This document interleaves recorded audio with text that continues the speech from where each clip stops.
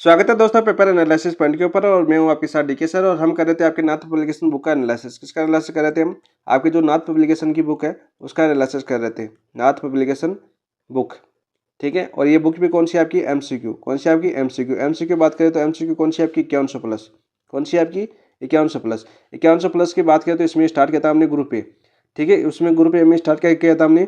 भूगोल स्टार्ट किया था। और भूगोल की बात करें तो हमने राजस्थान की भूगोल कंप्लीट कर लिया। आपके 10 टॉपिक थे, 10 के 10 कंप्लीट कर लिए।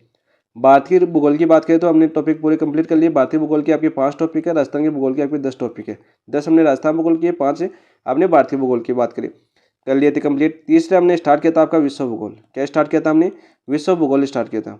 और विश्व भूगोल की बात करें तो हमने पहला टॉपिक किया था आपका महाद्वीप। कौन सा किया था हमने? और महाद्वीप ऐसे याद आ जाना चाहिए आपको। महाद्वीप नाम लिखते हैं कि हमने 7 महाद्वीप पढ़े थे। क्षेत्रफल में कौन सा है, जनसंख्या में कौन सा है, सबसे ऊंची चोटी कौन सी है, सबसे निम्नतम बिंदु कौन सा है, सबसे लंबी नदी कौन सी बहती है, ठीक है। ऐसी विशेषताएं आपको सभी याद आनी चाहिए। कौन से महाद्वीप को किस उपनाम से जाना जाता है वगैरह वगैरह सब पढ़े थे हमने, ठीक है। दूसरा हमने टॉपिक स्टार्ट किया था अपना महासागर। कौन सा स्टार्ट किया था? महासागर।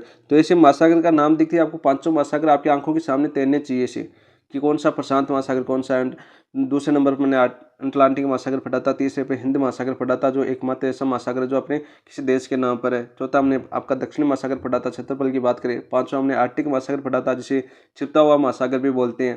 तो हर चीज़ की बारीकी से हमने समझा था, एक एक क्वेश्चन को हमने समझा था। और बात करते हैं तो दोनों की हमने लगभग, दोनों की बात करें इसके 266 क्वेश्चन किए थे और इसके किए थे लगभग 200 के समीप, लगभग 400 प्लस क्वेश्चन किए थे।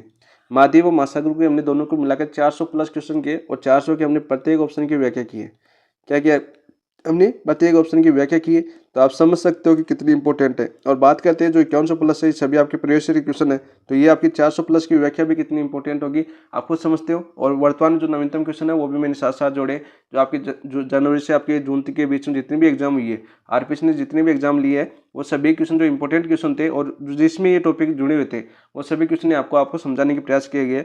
तो महाद्वीप आपको अच्छे से करवाया गया है और महासागर भी आपको बहुत ही अच्छे शानदार तरीके से करवाया गया है, बहुत ही अच्छी तरीके से, ठीक है। इनकी विशेषताएं बताई गई है।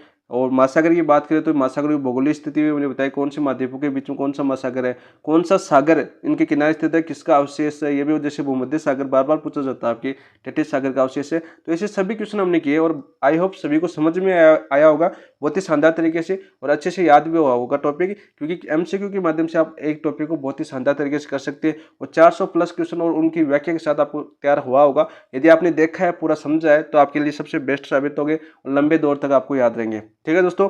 आज हम लेके आए आपके तीसरा टॉपिक, विश्व भूगोल का तीसरा टॉपिक आपका विश्व पवन तंत्र। और जब भी हम स्टार्ट करते हैं, जो भी टॉपिक मैं स्टार्ट करता हूँ, सबसे पहले मैं उसकी रूपरेखा तैयार करता हूँ। क्या करता हूँ मैं? रूपरेखा तैयार करता हूँ, ताकि आपको ये समझ में आए कि आरपीएससी इस टॉपिक से किस प्रकार क्वेश्चन पूछ सकती है, किस प्रकार से क्वेश्चन पूछा गया है। तो ऐसे ही क्या होता है, फिर आप हमारे इस टॉपिक के प्रति वो एक रुचि बन जाती है कि इस टॉपिक में इस प्रकार क्वेश्चन बनाया जा सकता है। आप भी जब पढ़ते हो ना, जैसे आपने मान लीजिए, मैं एक एग्जाम्पल के तौर पर पढ़ाऊँ, जैसे हमने पहले महासागर पढ़ा था, तो थोड़ा सा महासागर से संबंधित एक क्वेश्चन बताऊँ मैं आपको। यदि आप समझो कि प्रशांत महासागर है, यदि प्रशांत महासागर के बारे में पहले आरपीएससी ने पूछा कि प्रशांत महासागर क्षेत्रफल में कौन से स्थान पर आता है, तो आप बोलोगे प्रथम स्थान पर आता है। दूसरा क्वेश्चन आरपीएससी ने पूछा कि जो प्रशांत महासागर है उसका उपनाम क्या है, तो आप बोलोगे सर त्रिभुजाकार है। तीसरा इसकी भौगोलिक स्थिति पूछ लेगा कि ये पश्चिम में इसकी सीमा किसके साथ बनती है, कौन से महाद्वीप के साथ बनती है। पूर्व में इसकी सीमा किस महाद्वीप के साथ बनती है, यानी एशिया महाद्वीप के साथ कौन सी बनती है, पश्चिम की सीमा बनती है। और पूर्व में आपके उत्तरी अमेरिका महाद्वीप की सीमा बनती है, ठीक है। अलास्का है वो आपके प्रशांत महासागर की कौन सी हिस्से में स्थित है, तो आप बोलोगे सर पूर्वी हिस्से में, प्रशांत महासागर के पूर्वी हिस्से में। प्रशांत महासागर अटलांटिक महासागर की कौन सी जोड़ती है, तो आप बोलोगे सर बेरिंग जल संधि बताई थी आपने, तो बताई थी ना, तो हाँ बताई थी। तो इस प्रकार क्वेश्चन पूछा, आपने पढ़ लिया, इस प्रकार से थ्योरी पढ़ी और इस प्रकार क्वेश्चन आपके आ गए। अब आरपीएससी क्या करेगा, एक कोट बनाएगा, क्योंकि यहाँ से इंपॉर्टेंट जितने क्वेश्चन थे उसने एक सिंगल क्वेश्चन सभी पूछ लिए। अब क्या बताएगा, कोट बनाएगा, इसमें पूछेगा कि जो अग्निवलय है वो कौन से महासागर में स्थित है, पहला क्वेश्चन। कि अग्निवलय प्रशांत महासागर में स्थित है, पहला क्वेश्चन आ जाएगा, खतन आ जाएगा। दूसरा क्वेश्चन आएगा कि विश्व का सबसे गहरा बिंदु प्रशांत महासागर में स्थित है, ठीक है, जिसका नाम चैलेंजर गर्त है। 11,034 मीटर इसकी लंबाई, या तो कम दे देगा और उसमें ऐसा तक पूछ लेगा। तीसरा क्वेश्चन पूछ लेगा कि जो आपकी प्रशांत महासागर है, ठीक है, उसकी उत्तर से दक्षिण की लंबाई कितनी है, वो पूछ लेगा, ठीक है। और जो एक कथन और दे देगा जो आपका असंगत होगा, फिर इसी से जो आपके प्रीवियस ईयर क्वेश्चन आए, मैंने जो 5-6 क्वेश्चन पूछे, वहीं से आपको असत्य कथन पूछ लेगा। कटक के बारे में पूछ लेगा कि कौन सा प्रशांत महासागर में कटक नहीं है या है, असत्य कथन कौन सा है। जैसे पूछ लेगा कि टेलीग्राफ का पठार प्रशांत महासागर में है और 3 सही कथन दे देगा, असत्य कथन कौन सा है, तो आप बोलोगे सर टेलीग्राफ का पठार तो उत्तरी अटलांटिक महासागर में स्थित है। तो ऐसे क्वेश्चन पूछेगा, इसके अलावा क्वेश्चन नहीं बनता। थ्योरी पढ़ते हो तो आप क्वेश्चन बनाया करो, आप ऐसा सोचा करो कि आरपीएससी यहाँ से क्वेश्चन किस प्रकार का पूछ सकती है। प्रीवियस ईयर के क्वेश्चन आपके साथ होने चाहिए हमेशा। तो प्रीवियस ईयर क्वेश्चन देखो क्या ऐसे क्वेश्चन पूछे, फिर आप सोचो कि किस प्रकार के क्वेश्चन पूछ सकता है, तभी आपके टॉपिक अच्छे से तैयार होगा और तभी आरपीएससी में एक कदम आगे रहोगे आप। जो बाकी कॉम्पिटिटिव है आपके साथ जो आपकी तैयारी कर रहे हैं, उनसे एक कदम आगे बढ़ोगे, अलग सोचोगे, अलग पैटर्न से काम करोगे, भेड़ की तरह मत सोचो, ठीक है। हमेशा अलग सोचो, अलग पैटर्न पर चलो, क्योंकि आपको सिलेक्शन लेना है। 5,000 की पोस्ट पर 22 लाख बंदे होते हैं, लगने वाले कितने आपके 5,000 ही है। तो आपको अलग सोचना होगा, तभी आपका सिलेक्शन होगा। कोई कोचिंग वाले नहीं बताएंगे, कोचिंग वाले ये कहेंगे, ये जरूर के बोलते हैं कि 400 बैच में सिर्फ 2 या 3 का सिलेक्शन होगा। क्यों होगा? क्यों? वो टेस्ट सीरीज को अच्छे से एनालिसिस करते हैं, एमसीक्यू अच्छे से एनालिसिस करते हैं। आप खुद सोच सकते हो कि 400 प्लस का एनालिसिस हमने वाक्य सहित किया है तो कितना बेनिफिट हुआ होगा आपको। चलो दोस्तों, फिर बात करते हैं हम, देखो ज़्यादा टाइम नहीं लेते हुए रूपरेखा की बात करते हो। इससे पवन तंत्र की आपकी वायदा पेटियां याद होनी चाहिए। सबसे पहले आपको क्या याद होना चाहिए? वायदा पेटियां, यानी वायदा पेटियां कितनी आपकी 7 है, सातों के सातों याद होनी चाहिए, ठीक है। कौन सी किस रेखा पे स्थित है? विषुवत रेखा के उत्तर में है, दक्षिण में है, वो वगैरह याद होनी चाहिए, ठीक है। इसके साथ साथ कौन सी तापजन्य है, गतिजन्य है, ये याद होना चाहिए आपको। तापजन्य कितनी है? जैसे 3 तापजन्य है, गतिजन्य कितनी है आपकी? गतिजन्य कितनी है आपकी? 4 है, ठीक है। कूट पूछेगा तो ये गतिजन्य क्यों है, ऐसा पूछ लेगा। घूर्णन के कारण गतिजन्य कौन सी पेटी हुई, ऐसा पूछ लेगा, ठीक है। यह आपका जैसे कोशिका पूछ लेगा, कौन सी कोशिका कौन सी पेटी के बीच स्थित है, जैसे हैंडली कौन सी कोशिका के बीच है, फेरल कोशिका कौन सी पेटियों के बीच स्थित है, धुरीय कोशिका कौन सी पेटियों के बीच स्थित है, जैसे 3 पेटियां आपकी, ऐसा क्वेश्चन पूछ लेगा आपको, ठीक है। बाकी उत्तरी गोलार्ध में इसको किस नाम से जाना जाता है?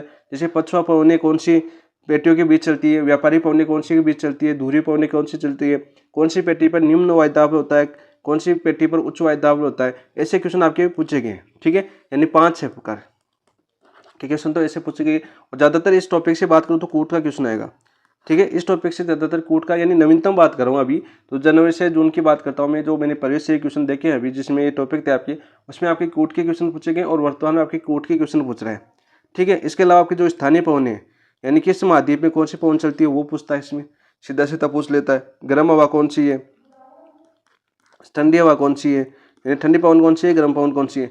इस प्रकार की बात करते हैं, यहाँ से 5 या 6 प्रकार के क्वेश्चन बनते हैं और ज़्यादातर आपके क्वेश्चन आने की संभावना कैसी है? कूट का क्वेश्चन आने की संभावना है। तो अच्छे से याद करना, प्रत्येक चीज़ को अच्छे से याद करना, क्योंकि नवीनतम क्वेश्चन की बात करें, अभी आपका संस्कृत विभाग का पेपर होता है, उसमें भी कूट पूछा गया था। पीछे आपके आरपीएस सेकंड ग्रेड के पेपर हुए थे, उसमें भी आपका कूट पूछा गया था।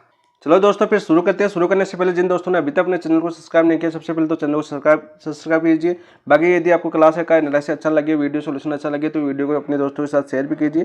प्रत्येक ग्रुप में अपने टेलीग्राम वगैरह, व्हाट्सएप वगैरह जितने भी आप जुड़े हुए हो, तो अपने दोस्तों के साथ अपना वीडियो पहुंचाने की कोशिश करें और वीडियो को लाइक जरूर करें, ठीक है। हमें भी मोटिवेशन मिले कि आपके लिए इतनी मेहनत करें, तो हमें भी मोटिवेशन मिलना चाहिए। आपको शेयर भी करना चाहिए, लाइक भी करना चाहिए, कमेंट में बताना भी चाहिए कि हाँ से ना हमें समझ में आया, याद हुआ कि नहीं हुआ, वो भी बताओ। कोई प्रॉब्लम हो, समस्या हो, वो भी आप कमेंट में बताओ, ताकि उस पर आधार से सुधार किया जा सके। आप बताओगे, उसी आधार पर सुधार होगा टॉपिक में, क्योंकि बताओगे तभी तो सुधार होता है, ठीक है। आपकी कमी, सबसे कमी ये स्टार्ट हो जाती है आपकी क्लासों के अंदर। आप कभी अपने जो आपके सामने जो टीचर पढ़ाता है कोचिंग में, उसको कभी ये नहीं पूछते कि जो आपकी, मान लीजिए राजस्थान का एग्जाम्पल दूँ मैं आपको एक, तो राजस्थान की एग्जाम्पल बात करें तो ऐसा पूछा जाता है बार बार कि आपके क्वेश्चन आता है कि गोडवार का जो पूरी सीमा है वो काला बुरा डूंगर है। तो काला बुरा डूंगर आपकी सीमा के ऊपर पड़ता है, पाली के अंदर, तो ये क्यों पड़ता है? काला बुरा डूंगर ही क्यों है, मतलब गोडवार प्रदेश की पूरी सीमा और क्यों नहीं है, ठीक है। इसमें कौन सा बाउंड्री उठता है? जैसे आपका जो लूच, जो क्या बुगला बोलते हैं उसको, वो वहाँ से कितने हिसाब से बुगला बनता है, उसकी दिशा पूछी गई आपके आरएस के अंदर। तो आरएस के पेपर में उस जो आपके काला बुरा डूंगर से पास से एक जो बुगला जो बनता है ना, आंधी का क्या बोलते हैं उसको, उसका दिशा भी पूछेगी कि बाड़मेर की तरफ भी क्यों जाता है, ठीक है, इधर क्यों नहीं जाता। इतना अच्छा लेवल का क्वेश्चन पूछा गया, लेकिन आप कभी पूछते नहीं हो, तो आपको कौन बताएगा फिर। तो ऐसे बात करते हैं दोस्तों, बस शुरुआत करते हैं। देखो आपका क्या बात है, ग्लोब पर दाब कटिबंधों की संख्या कितनी है? देखो, दाब कटिबंधों की संख्या पूछ ली। सबसे पहले ग्लोब की बात करें तो ग्लोब पे आपको याद है ना, तो दाब कटिबंधी कौन से होते हैं आपके? वायुदाब पेटियों की बात कर रहा है ये। किसकी बात कर रहा है? आपकी वायुदाब पेटियों की बात कर रहा है। तो वायुदाब पेटियों की बात करें तो संख्या कितनी है? मैंने अभी बता दिया आपको, 5 है, 6 है, 7 है या 9 है। तो कितनी आपकी? 7 है। तो यहीं पर समझ लो, देखो इन सातों को यहीं पर समझ लो, कोशिकाओं को इनको समझ लो, और इन्हीं पर आधारित आपके क्वेश्चन आएंगे, बार बार क्वेश्चन आएंगे, तो इसी को समझ लो। यहाँ पर ये अपना मैं गोलार्ध बना रहा हूँ, एक कैसा गोल बनेगा नहीं बनेगा उसकी मत सोचना, वैसा आपको समझ में आना चाहिए दोस्तों, ठीक है। सबसे पहले आपको याद करनी है आपकी विषुवत रेखा, कौन सी आपकी विषुवत रेखा, पता है ना विषुवत रेखा, विषुवत रेखा किस रेखा को बोलते हैं आपके 0 डिग्री अक्षांश को बोलते हैं, किसको बोलते हैं आपके 0 डिग्री अक्षांश को विषुवत रेखा बोलते हैं। भूमध्य रेखा भी आ सकता है, भूमध्य रेखा भी आ सकता है, इसको क्या बोलते हैं आपके भूमध्य रेखा भी बोलते हैं। याद हो गया नहीं हुआ, ठीक है। तो पहली पेटी कौन सी आपकी विषुवत रेखी पेटी, देखो मैं विषुवती लिख रहा हूँ, विषुवत रेखी लिख रहा हूँ, बाकी पेटी आप लिख लेना, वायदाव पेटी एक तो लिख देता हूँ मैं, वायदाव पेटी, ठीक है, ताकि मेरा छोटा बन जाए। तो ये आपका किस बीच में आपका, तो इधर आपका 5 डिग्री है नॉर्थ, 5 डिग्री नॉर्थ, और इधर आपका दक्षिणी गोलार्ध नीचे की तरफ 5 डिग्री साउथ, कितनी आपकी 5 डिग्री साउथ। अब एक चीज़ याद करना कि आप हमने देखा कि सर आपने बताया था कि विषुवत रेखा पर ताप क्या होता है आपका, ताप क्या होता है आपका, ज़्यादा होता है ना, ताप ज़्यादा होता है आपका, तापमान क्या होता है आपका ज़्यादा, ताप ज़्यादा होता है। तो यहाँ पर वायुदाब कैसा होगा, लो होगा, वायुदाब कैसा होगा आपका, वायुदाब कैसा होगा भाई, लो होगा, ठीक है, यानी एल लिख रहा हूँ यहाँ पर, ठीक है। तो ताप ज़्यादा है तो यहाँ पर कौन सी किसके कारण बनी है, ताप के कारण बनी है, तो पेटी कौन सी हो जाएगी आपकी तापजन्य, कैसी पेटी बन जाएगी आपकी तापजन्य पेटी, ठीक है। याद हुआ कि नहीं हुआ, इस प्रकार से आपको याद करना है, ठीक है। फिर देखो ऊपर चलते हैं हम, इधर ऊपर चलेंगे तो यहाँ पर कौन सी पेटी आएगी आपकी, यहाँ पर कौन सी पेटी आएगी, यहाँ पर बात करें आपकी, यहाँ पर आपका 30 डिग्री नॉर्थ से, और यहाँ पर 30 डिग्री 35 डिग्री नॉर्थ, ठीक है। यहाँ पर कौन सी आ जाएगी आपकी उपोषण, कौन सी आ जाएगी आपकी उपोषण, ठीक है। फिर हम इससे ऊपर चलेंगे, इससे ऊपर चलेंगे, कहाँ पर चलेंगे हम, यहाँ पर, यहाँ पर चलेंगे आपकी कौन से अक्षांशों के बीच, हम चलेंगे आपके 60 डिग्री नॉर्थ से 65 डिग्री नॉर्थ, 65 डिग्री नॉर्थ। यहाँ पर कौन सी आ जाएगी आपकी उपध्रुवीय निम्न वायदाव पेटी, उपध्रुवीय निम्न वायदाव पेटी, निम्न वायदाव पेटी। और फिर आपकी 90 डिग्री यहाँ पर कौन सा आ जाएगा आपकी दूरीय उच्च वायदाव पेटी, दूर पर वायदाव कैसा पाया जाता है आपका उच्च पाया जाता है, यानी उच्च वायदाव पेटी, ठीक है दोस्तों। याद हुआ कि नहीं हुआ, यहाँ पे ऐसे नीचे चलेंगे, नीचे चलेंगे हम, तो यहाँ पर कौन सी आ जाएगी आपकी, यहाँ पर आ जाएगी आपकी 30 डिग्री साउथ से 35 डिग्री साउथ, यहाँ पर कौन सी आ जाएगी फिर से आपकी उपोषण, या वापस आ जाएगी डबल, ठीक है उपोषण। फिर कौन सी आ जाएगी आपकी वापस बात करें हम, तो वापस बात करें आपकी, यहाँ पर बात करूँ मैं वापस कौन से अक्षांशों के बीच, आपकी अक्षांश आ जाएगा आपका 60 डिग्री साउथ से 65 डिग्री साउथ के बीच आपकी उपध्रुवीय निम्न वायदाव पेटी, उपध्रुवीय निम्न वायदाव पेटी, निम्न वायदाव पेटी। और फिर नीचे नीचे आपकी हो जाएगी 90 डिग्री नॉर्थ साउथ हो जाएगा, ऊपर आपका नॉर्थ है और नीचे 90 डिग्री साउथ है। यहाँ पर कौन सा हो जाएगी आपकी ध्रुवीय उच्च वायदाव पेटी, दाब पेटी। आपको याद क्या हुआ, यहाँ पर देखो आपको विषुवत रेखा बाकी सब दो दो, याद हुआ कि नहीं हुआ। विषुवत रेखा को याद करोगे तो उपोषण आएगा, फिर उपध्रुवीय आएगा, फिर ध्रुवीय आएगा, इस तरह से एक याद कर लो, उत्तरी गोलार्ध में याद कर लो, नॉर्थ गोलार्ध ऑटोमेटिक याद हो जाएगा आपको, ठीक है दोस्तों। तो ये आपने था आपका एक ग्लोब, ठीक है। इसमें 7 वायदाव पेटियां कौन सी हो गई आपकी, देखो एक तो ये हो गई आपकी 1 2 3 और 4, और 3 ये ऊपर हो गई वापस उपोषण उपध्रुवीय, और यानी 3 और 3 6, और बीच वाली आपकी विषुवत रेखा कितनी हो गई आपकी 7 वायदाव पेटियां हो गई। कोशिका की बात करें तो यहाँ पर देखो आपकी विषुवत रेखा और उपोषण के बीच कोशिका होती है आपकी हेडली कोशिका, कौन सी होती है आपकी हेडली कोशिका। और दूसरा आता है आपका, देखो दूसरा कौन सा आता है आपका उपोषण और उपध्रुवीय निम्न वायदाव पेटियों के बीच कौन सी कोशिका होती है आपकी फेरल कोशिका, कौन सी होती है आपकी फेरल कोशिका, ठीक है। फिर आपकी देखो उपध्रुवीय और ध्रुवीय के बीच कौन सी होती है आपकी ध्रुवीय कोशिका, यानी यहाँ पर कौन सी आ जाएगी आपकी ध्रुवीय कोशिका आ जाएगी। ये था आपका ग्लोब और 7 वायदाव पेटियां मैंने आपको समझाने का प्रयास किया। और प्रेशर की बात करें तो देखो हमने क्या पढ़ा, विषुवत रेखा पर लो होता है, फिर आपके उपोषण पर हाई होता है, ठीक है। फिर उपध्रुवीय निम्न पर देखो लो हो गया, फिर ध्रुव पर हाई हो गया। तो देखो ये क्रम चल रहा है आपका हाई लो, फिर देखो हाई, फिर देखो लो, और फिर देखो हाई, ठीक है। एक चीज आपको याद होगी ना, इस तरह से आप विषुवत रेखा को याद करो, और विषुवत रेखा के ऊपर देखो और नीचे देखो कि विषुवत रेखा पर लो होता है, ठीक है। और यहाँ पर व्यापारी पवनें चलती है, इस तरह से आपकी दिशा हो जाएगी, दिशा आगे बता दूंगा, पूरा कंफर्म हो जाएगा फिर आपको। तो ये थे आपके देखो आपका ग्लोब और ग्लोब पर 7 वायदा पेटियाँ फटी, जिसमें से आपकी 3 तो कौन सी आपकी तापजनी है, 3 पेटियाँ कैसी आपकी, 3 तो आपकी तापजनी है। तापजनी कौन कौन सी होगी आपकी, विषुवत रेखा, 2 ध्रुवीय 90 डिग्री नॉर्थ और 90 डिग्री साउथ, ये तापजनी है। और बाकी उपोषण है, उपध्रुवीय निम्न वायदा पेटी है, ये कैसी है आपकी, और 2 ये आपकी उपोषण, ये कैसी आपकी गतिजनी।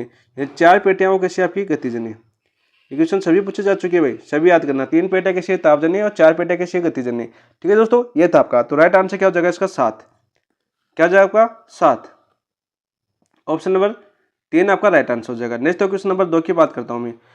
डोलड्रम पेटी का विस्तार सामान्यतः पाया जाता है। आप देखो इन पेटियों का उपनाम दिए हुए हैं, डोलड्रम पेटी आ सकता है, ठीक है। इसके अलावा क्या आ सकता है आपका निम्न शांत पेटी आ सकता है, हवा शांत कहाँ पर रहती है आपकी, विषुवत रेखा पर।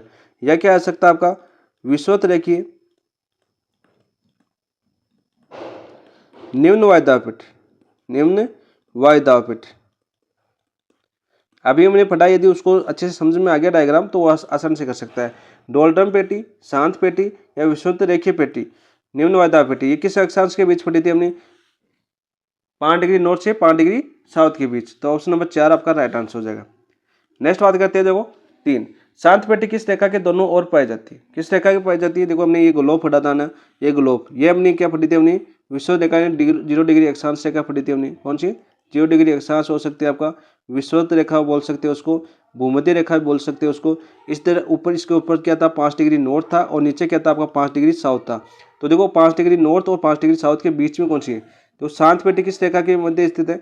शांत पेटी आ सकता है आपका डोलड्रम आ सकता है, डोलड्रम पेटी आ सकता है, या विषुवत रेखीय निम्न वायुदाब पेटी आ सकता है, विषुवत रेखीय निम्न वायुदाब पेटी। तो कौन सी रेखा है आपकी, बीच वाले 0 डिग्री अक्षांश रेखा, भूमध्य रेखा। तो ऑप्शन नंबर 1 आपका राइट आंसर हो जाएगा। नेक्स्ट है क्वेश्चन नंबर 4, क्या था आपका, विश्व के सभी उष्ण मरुस्थल निम्न में से किस पेटी में स्थित है। उष्ण मरुस्थल यानी मरुस्थल की बात कर रहा है, कौन सी पेटी में स्थित है उष्ण मरुस्थल। तो बात करते हैं, देखो आपका उपोषण विषुवत रेखीय निम्न वायुदाब पेटी नहीं, जिससे क्या बोलते हैं शांत पेटी, डोलड्रम पेटी बोलते हैं, इसमें नहीं है। उपध्रुवीय निम्न वायुदाब पेटी यहाँ पर भी नहीं होंगी, ठीक है। निम्न उपध्रुवीय निम्न वायुदाब पेटी कहाँ पर आपकी, ध्रुव के नीचे, यानी कितनी आपकी 60 से 65 डिग्री नॉर्थ में मान सकते हो, 60 से 65 डिग्री साउथ के अंदर मान सकते हो। यहाँ पर मरुस्थल नहीं पाए जाते। ध्रुवीय उच्च दाब पेटी पर भी नहीं पाए जाते। बच्चे कौन सी आपकी उपोषण उच्च दाब पेटी। अक्षांश की बात करें तो कौन से अक्षांश के बीच पाई जाती है आपकी, अक्षांश आपका 30 डिग्री से 35 डिग्री अक्षांश, किसने, चाहे नॉर्थ में देख लो चाहे साउथ में देख लो, 30 से 35 डिग्री के बीच कौन सी वायुदाब पेटी पाई जाती है आपकी, उपोषण कटिबंधीय उच्च वायुदाब पेटी पाई जाती है। जैसा कि मैंने आपने बताया, इस पेटी को अन्य किस नाम से जाना जाता है, इसे अश्व अक्षांश से बोला जाता है। क्या बोला जाता है आपका, अश्व अक्षांश भी बोला जाता है। कौन सी पेटी को अश्व अक्षांश बोला जाता है, क्वेश्चन आपका आया हुआ है, वो बोला जाता है आपका उपोषण कटिबंधीय उच्च वायुदाब पेटी। वायुदाब कैसा होता है आपका, उच्च होता है, हाई होता है, ठीक है। और कैसी पेटी है ये आपकी, पेटी की बात करें तो कैसी पेटी है आपकी, गतिजन्य पेटी है। कैसी पेटी है भाई आपकी, गतिजन्य पेटी है, गतिजन्य पेटी है, ठीक है। अक्षांश याद रखना, बार बार पूछा जाते हैं, इसका उपनाम पूछा जाता है, अश्व अक्षांश बोला जाता है। और कैसी है, गतिजन्य पेटी। ध्रुवीय कैसी है आपकी, ध्रुवीय और आपकी विषुवत रेखीय, ये कैसी है आपकी, दोनों पेटियों की बात करें तो आपकी तापजन्य पेटी। कैसी पेटी है आपकी, तापजन्य पेटी है। उपध्रुवीय कैसी है आपकी, उपध्रुवीय निम्न वायुदाब पेटी है, वो कैसी आपकी गतिजन्य पेटी है, ठीक है। पृथ्वी के घूर्णन के कारण उत्पन्न होती है यहाँ पर ये पेटी, घूर्णन यानी गति, घूर्णन होता है तो क्या होता है आपका, गति पैदा होती है, और इसके कारण इसको क्या बोलते हैं आपकी, गतिजन्य पेटी बोलते हैं, उपध्रुवीय निम्न वायुदाब पेटी को। तो यहाँ पर आंसर हो जाएगा, जो मरुस्थल वगैरह है वो किस पेटी के अंदर आती है आपके, उपोषण कटिबंधीय उच्च दाब पेटी के अंदर आती है। याद हुआ कि नहीं हुआ कि मरुस्थल कौन सी पेटी के अंदर स्थित है, कि उपोषण कटिबंधीय उच्च दाब पेटी के अंदर। यानी अक्षांशों की बात करें तो 30 से 35 डिग्री अक्षांशों के बीच कौन क्या स्थित है आपके, मरुस्थल स्थित है, यानी शुष्क जो आपके उष्ण मरुस्थल है वो इस पेटी के अंदर आते हैं। ऑप्शन नंबर 2 राइट आंसर है। नेक्स्ट देखो बात करते हैं क्वेश्चन नंबर 5, व्यापारिक हवाएं किन अक्षांशों से किन अक्षांशों की ओर बहती है। व्यापारिक हवाएं देखिए अपनी, देखो मैंने एक अपना अभी हमने पढ़ा था, क्या पढ़ा था हमने, ग्लोब पढ़ा था, ये अपना ग्लोब था। यहाँ पर हमने पढ़ी थी आपकी विषुवत रेखीय निम्न वायुदाब पेटी। किसकी पढ़ी थी हमने, विषुवत रेखीय, सर विषुवत रेखीय बताई थी। और इससे ऊपर हमने यहाँ पर कौन सी थी आपकी, 5 डिग्री से 5 डिग्री, यानी नॉर्थ और साउथ। यहाँ से हमने पढ़ा था अपना 30 से 35 डिग्री, 30 से 35 डिग्री कौन सी पढ़ी थी हमने, देखो मैं इसे शॉर्ट ही लिखूंगा आपका, उपोषण। कैसे पढ़ी थी हमने, उपोषण। और नीचे भी आपकी कौन सी थी आपकी, 30 से पढ़ी, ये आपका नॉर्थ था ऊपर यानी उत्तरी गोलार्ध, नीचे आपका साउथ यानी दक्षिण गोलार्ध है। यहाँ पर भी 30 से 35 डिग्री साउथ। तो इन गोलार्ध यानी इन दोनों पेटियों के बीच कौन सी हवा चलती है आपकी, व्यापारिक पवनें चलती है। देखो व्यापारी पवन यहाँ पर इनका प्रेशर कैसा आपका हाई प्रेशर है, यहाँ पर लो प्रेशर है। तो आप सभी को पता है कि पवन है ना उच्च दाब से कैसे निम्न वायु दाब की ओर चलती है। तो पवने कैसे चलेगी आपकी, सर आपकी पवने तो ऐसे चलनी चाहिए ना, सीधी इस तरह से चलनी चाहिए ना फिर नीचे, लेकिन सर ऐसे बताई जाती है आपको, इस तरह से क्यों चलती है, कोरोलियस बल के कारण, कोरोलियस बल के कारण।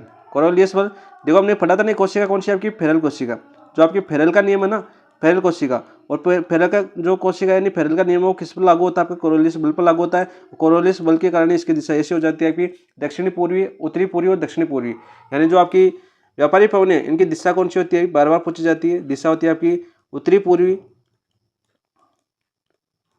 और दक्षिणी पूर्वी होती है। कैसी होती है आपकी उत्तरी पूर्वी और दक्षिणी पूर्वी। तो राइट आंसर कौन सा हो जाएगा, उपोषण और विषुवत रेखा। तो उपोषण और विषुवत रेखा यानी उपोषण का हमने अभी एक उपनाम बताया उपोषण का, अश्वरेखा। कौन सा बताया था हमने, अश्व अक्षांश बताया था ना अभी। अरे 30 से 35 डिग्री जो अक्षांश होता है उसको क्या बोलते हैं, अश्व अक्षांश बोलते हैं। अभी आपका क्वेश्चन था पीछे, तो अश्व अक्षांश और विषुवत रेखा की ओर। तो यहाँ पर राइट आंसर क्या हो जाएगा, ऑप्शन नंबर 3 आपका राइट आंसर हो जाएगा। देखो उत्तरी पूर्वी चलती है ना, उत्तरी पूर्वी उत्तरी गोलार्ध में चलती है। कौन सी में आपकी, उत्तरी गोलार्ध में। गोलार्ध की बात करें तो कौन सी में आती है आपकी, उत्तरी में। और दक्षिणी पूर्वी पवन चलती है आपकी व्यापारी पवन कौन सी में आपकी, दक्षिणी गोलार्ध में। गोलार्ध भी याद कर लेना क्योंकि दिशा पूछी जाती है भाई, क्या पूछी जाती है, दिशा पूछी जाती है। तो राइट आंसर ऑप्शन नंबर 3 आपका राइट आंसर हो जाएगा। नेक्स्ट देखो बात करते हैं क्वेश्चन नंबर 6। व्यापारिक पवनें होती है, कैसी होती है भाई, नियमित व स्थिर होती है, अनियमित होती है, अनियमित होती है, उपरोक्त में से कौन है। तो कैसी होती है आपकी, नियमित और स्थिर होती है। तो ऑप्शन नंबर 1 आपका राइट आंसर हो जाएगा। ठीक है, नियमित का मतलब क्या आपका, जो व्यापारिक पवनें है ना जो अभिश्रित होती है, तो क्षेत्र कौन सा होता है आपका, जो व्यापारिक पवनें हैं जिस क्षेत्र में अभिश्रित होती है, अभिश्रित होती है उस क्षेत्र को क्या बोला जाता है, उस क्षेत्र को क्या बोला जाता है आपका, उस क्षेत्र को बोला जाता है आपका ITCZ।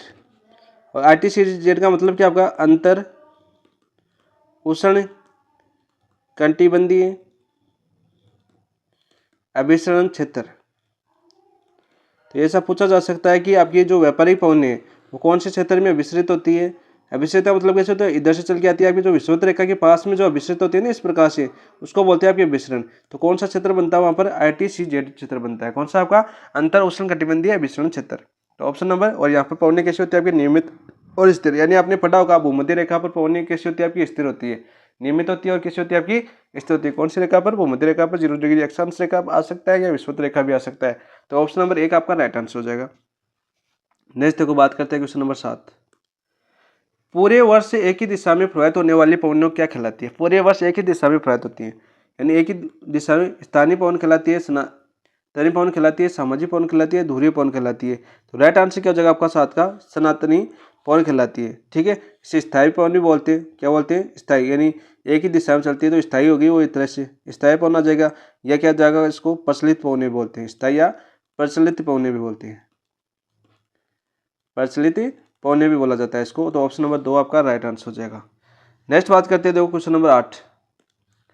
उपोषण उच्च वायुदाब से विषुवत रेखा निम्न वायुदाब की ओर चलने वाली पवनें क्या कहलाती है, यानी उपोषण से विषुवत रेखा तो कौन सी कहलाती है आपकी, व्यापारी पवनें। क्या पढ़ी थी हमने, व्यापारी पवनें पढ़ी थी ना अभी। अरे उपोषण यानी अश्व अक्षांश बोल, याद करना इसको, अश्व अक्षांश, अक्षांश बोल जाता है विषुवत रेखा की ओर, जैसे इसको डोलड्रम बोलते हैं, शांत बेटी बोलते हैं, शांत या डोलड्रम, सभी याद होना चाहिए आपको। तो हमने देखो एक ग्लोब फटा था अभी इसको, इधर आपकी थी आपकी 30 से 35, ये कैसे था आपका उपोषण, कैसा था आपका उपोषण। और यहाँ पर विषुवत रेखा 5 डिग्री नॉर्थ मान लेता हूँ। यहाँ पर कौन सा था आपका, जो आपकी विषुवत रेखा पेटी, और यहाँ से इधर की ओर चलती है। ठीक है, उपोषण से निम्न यानी हाई प्रेशर और लो प्रेशर। तो कौन सी थी, व्यापारी पवनें। पछुआ पवनें की बात करें तो पछुआ पवनें ये तो आपके दक्षिण गजता चालीसा कौन सी आपकी, दक्षिणी गोलार्ध की पछुआ पवनें। दक्षिणी गोलार्ध की पछुआ पवनें को क्या किस नाम से जाना जाता है, जो आपकी 40 डिग्री अक्षांश पर रहती है, गजता चालीसा बोला जाता है। ठीक है, पछुआ पवनें कहाँ पर चलती है आपकी, पछुआ पवनें चलती है यहाँ पर कौन सी पेटी आपकी, उपध्रुवीय निम्न वायुदाब पेटी, उपध्रुवीय निम्न वायुदाब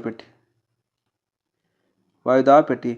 और यहाँ पर देखो उपोषण और निम्न इन दोनों के बीच में कौन सी चलती है आपकी, पछुआ पवनें चलती है। कौन सी चलती है आपकी, पछुआ पवनें चलती है।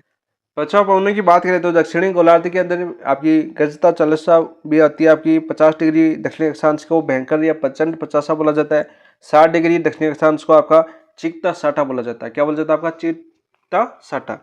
तो ऑप्शन नंबर एक आपका राइट आंसर हो जाएगा। देखो सभी आ जाएंगे वापस। व्यापारी पवनी कहाँ से चलती है? व्यापारी पवनी आपकी उपोषण उच्च वायुदाब से चलती है और कहाँ तक आकर खत्म होती है? निम्न वायुदाब तक। ठीक है, तो ऑप्शन नंबर 3 आपका राइट आंसर हो जाएगा। नेक्स्ट देखो, मानसून शब्द का तात्पर्य। तो मानसून शब्द है उसका तात्पर्य क्या है आपका? हवाओं का देव एक ही ओर बहना नहीं, हवाओं का बहुत तेजी से बहना नहीं, हवाओं का बहुत धीमी गति से बहना नहीं, हवाओं का रुख बदलना। मानसून क्या होता है आपका? हवाओं का रुख बदलना। मानसून आता है तब हवाओं का रुख क्या हो जाता है आपका? बदल जाता है ना। और हवाई मानसून तभी आएगा जब आपका जो आपकी पवन है उनका रुख बदलेगा। जैसे आपका पेरू तट पर आएगी, फिर आपके भारत के दक्षिणी पश्चिम मानसून, चाहे उत्तरी जो आपके बंगाल खाड़ी का मानसून देख लो, चाहे अरब की सागर का मानसून देख लो। तो मानसून कब आता है आपका? जून के अंदर आता है, सितंबर तक चलता है आपके भारत के अंदर। तो ऑप्शन नंबर 4 आपका राइट आंसर हो जाएगा, हवाओं का रुख बदलना। नेक्स्ट बात करते हैं क्वेश्चन नंबर 11।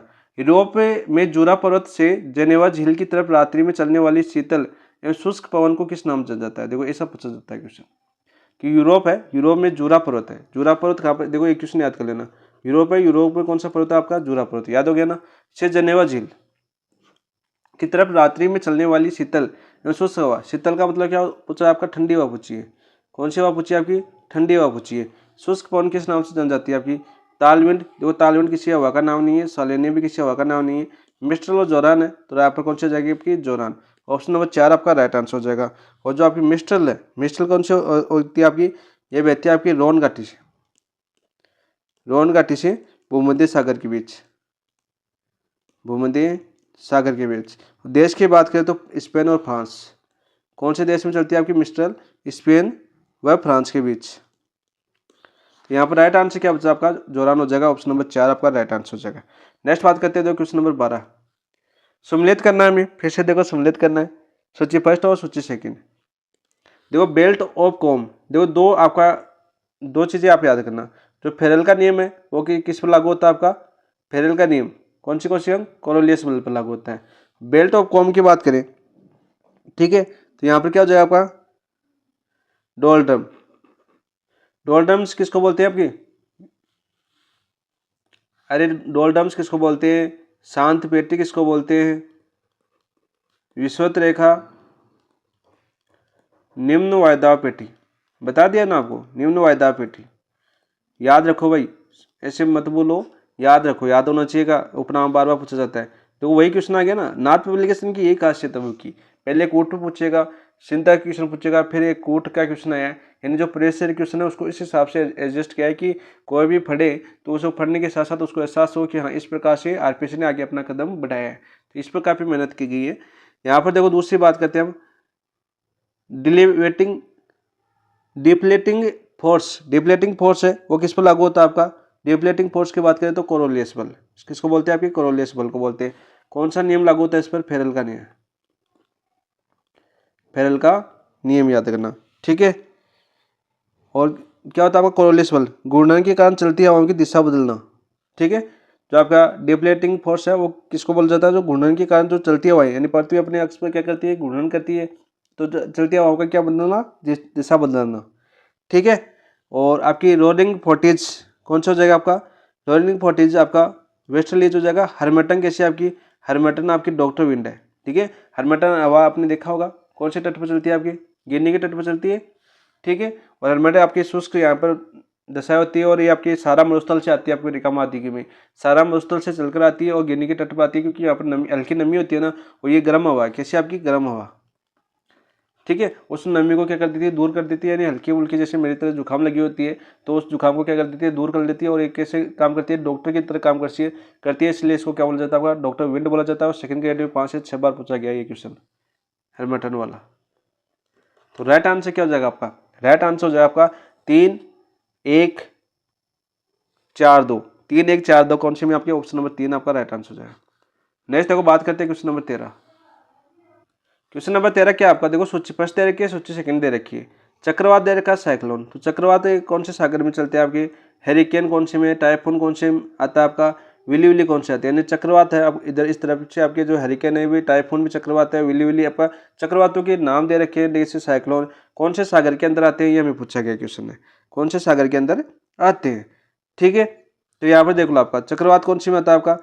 यह बात करें चक्रवात साइक्लोन कौन सी में आता है आपका? बात करें हिंद महासागर में आता है, बार बार सुना ना, चक्र साइक्लोन आ रहा है, साइक्लोन आ रहा है, हिंद महासागर गुजरात के तट से टकराएगा, ठीक है, काफ़ी बार देखा होगा।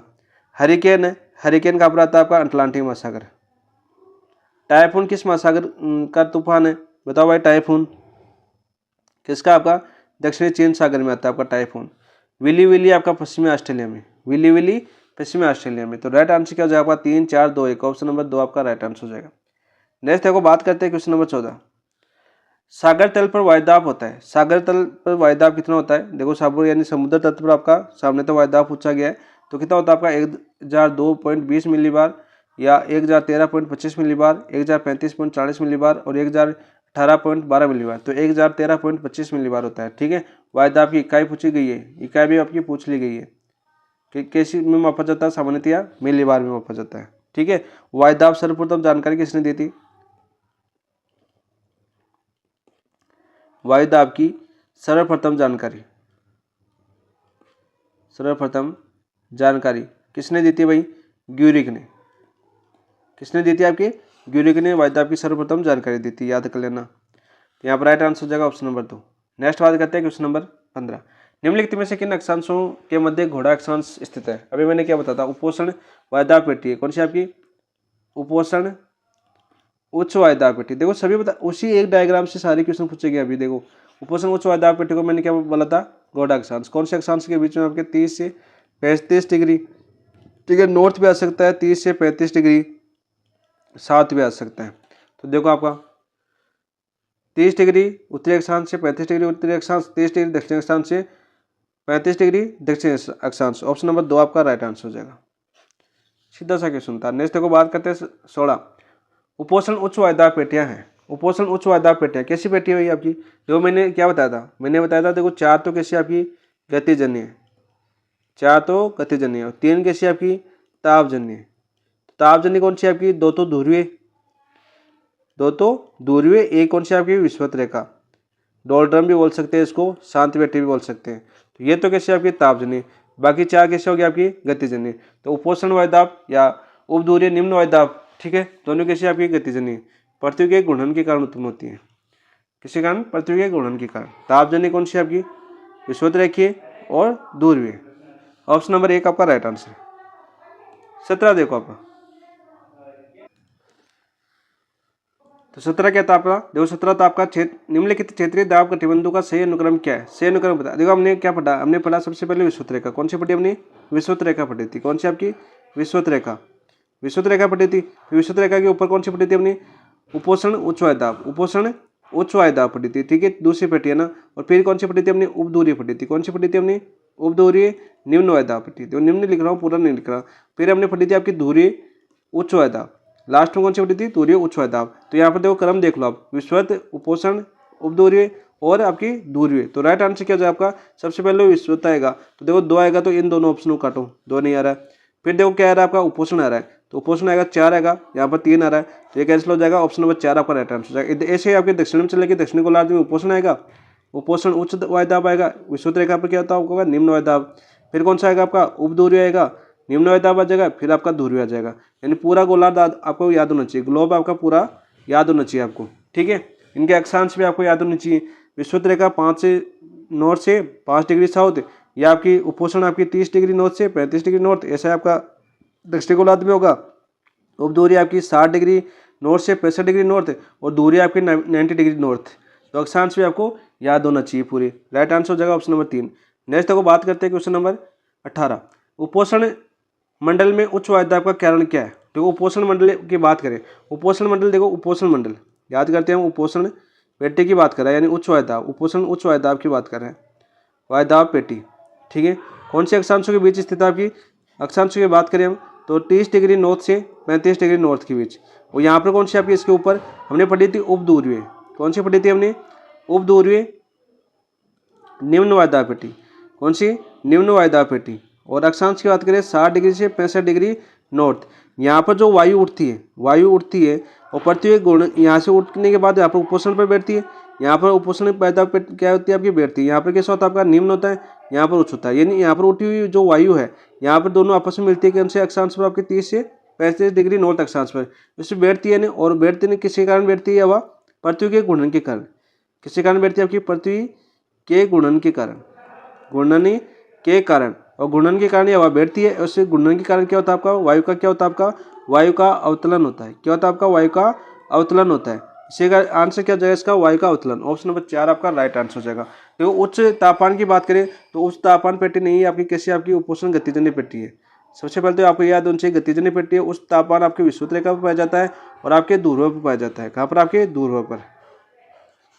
निम्न वायुदाब नहीं होगा, तो यहाँ पर आंसर क्या हो जाएगा? ऑप्शन नंबर 4 आपका राइट आंसर। नेक्स्ट है 19। उपोष्ण वायुदाब पेटी में वायु की गति होती है। कैसी होती है आपकी उपोष्ण वायुदाब पेटी वायु की गति? अभी मैंने बता दिया, अवरोही होती है। क्षैतिज होती है? नहीं। अनिश्चित होती है? नहीं। आरोही होती है? नहीं। कैसी होती है आपकी? अवरोही होती है। ऑप्शन नंबर 4 आपका राइट आंसर हो जाएगा 19 के अंदर। आप देखो फैक्ट क्वेश्चन है सभी आपको।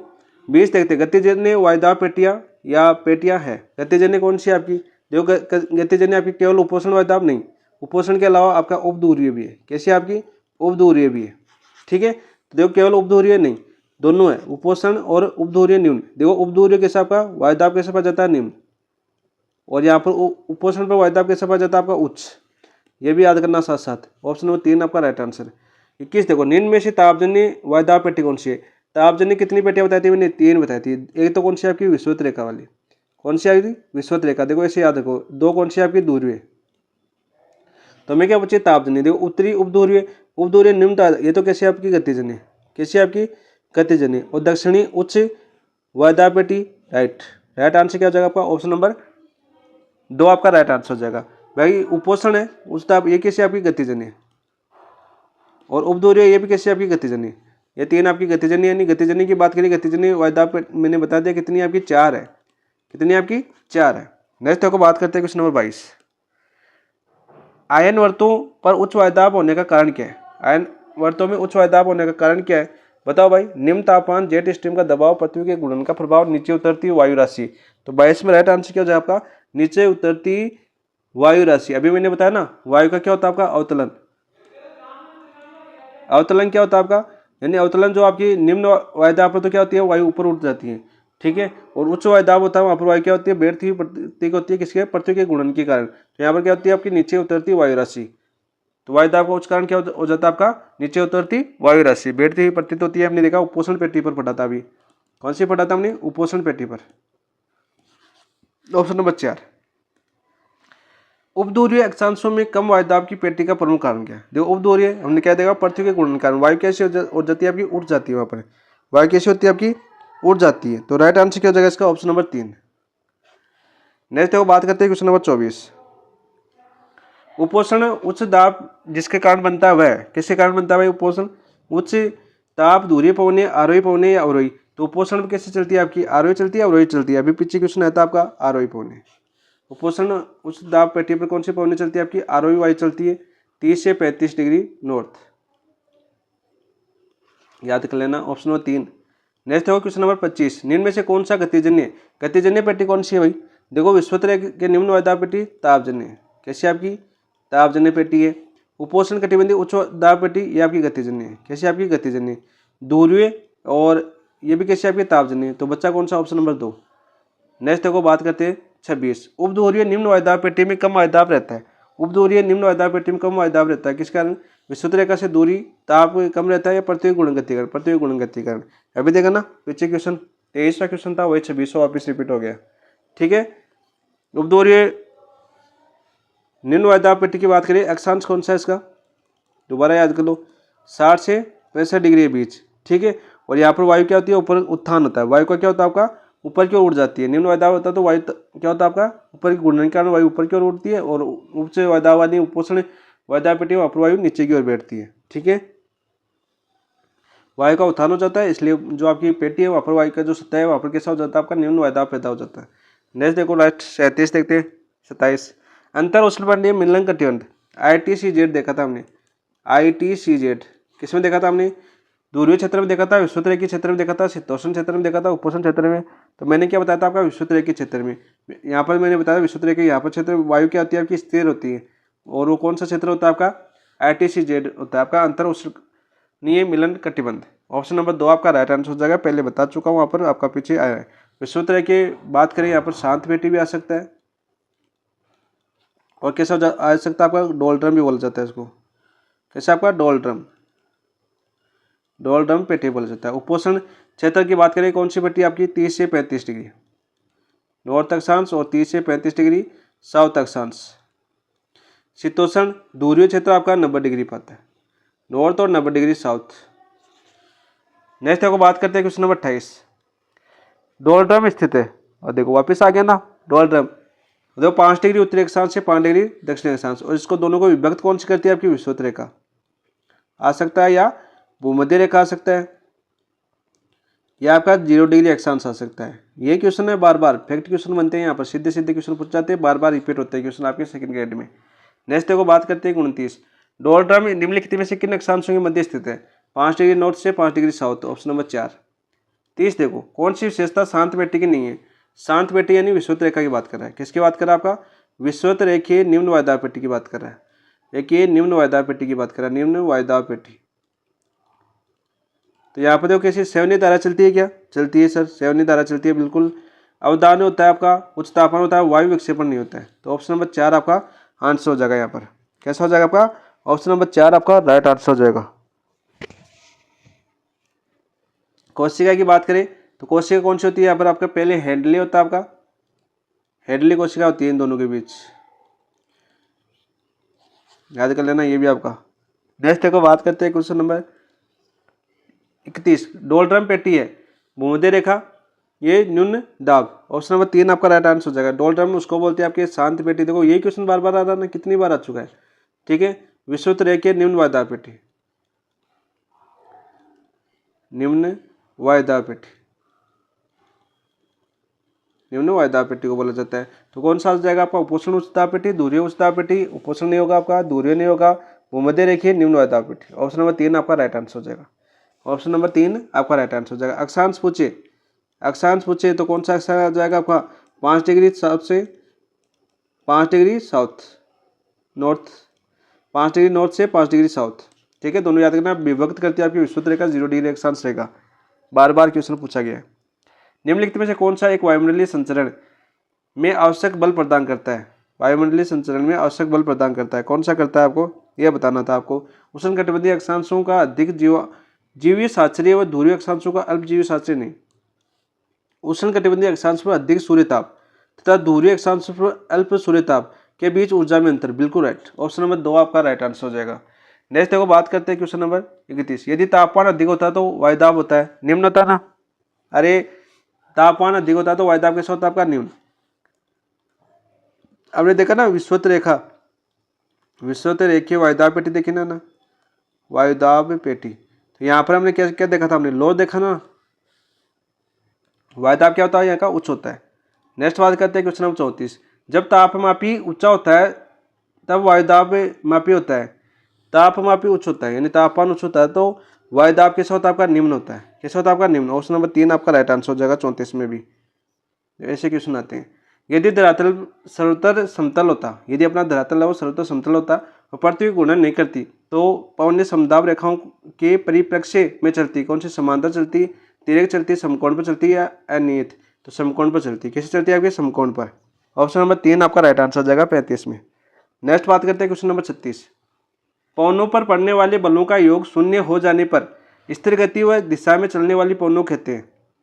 पवनों पर पड़ने वाले बलों का योग शून्य हो जाए यानी पवनों का योग यदि शून्य हो जाता है होने पर स्थिर गति व दिशा में चलने वाली पवनों को कहते हैं पछुआ, जियोस्टोपिक, पूर्वी या जेट, तो राइट आंसर क्या हो जाएगा 36 का जियोस्टोपिक कहते हैं।